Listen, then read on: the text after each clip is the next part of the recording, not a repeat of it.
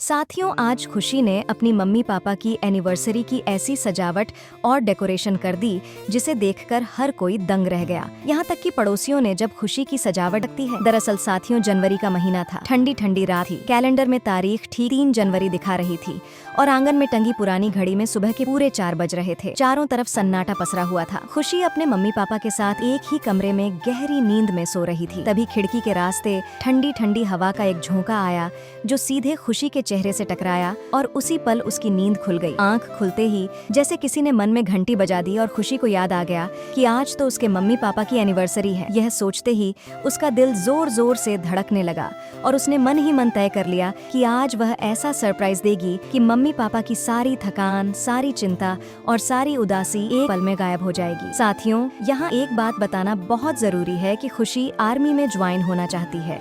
वह कई बार मेहनत करके एग्जाम देती है, दौड़ लगाती है, पसीना बहाती है, लेकिन हर बार बस 1 या 2 नंबर से रह जाती है। इसी वजह से घर वाले अंदर ही अंदर परेशान रहते हैं और गांव के लोग जब भी खुशी को गली से गुजरते देखते हैं तो ताने मारना शुरू कर देते हैं। कोई कहता है इससे कुछ नहीं होगा, कोई कहता है लड़की होकर आर्मी का सपना देख रही है, लेकिन खुशी चुपचाप सिर झुकाकर घर आ जाती है और किसी से कुछ नहीं कहती। आज भी वही खुशी थी, लेकिन आज उसके अंदर कुछ अलग ही आग जल रही थी। बार बार पीछे मुड़कर देखती कि कहीं मम्मी पापा जाग तो नहीं गए। दिल जोर से धड़का, लेकिन हिम्मत उससे भी ज्यादा मजबूत थी।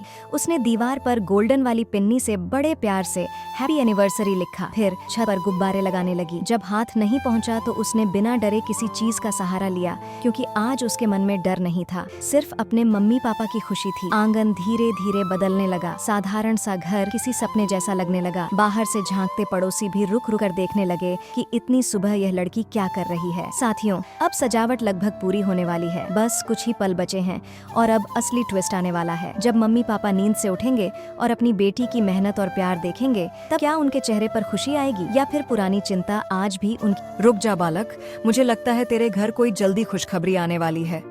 तू चाहता है तेरी माँ 100 साल जिए, तो बस अपनी प्यारी माँ के लिए एक लाइक और चैनल को सब्सक्राइब कर दे।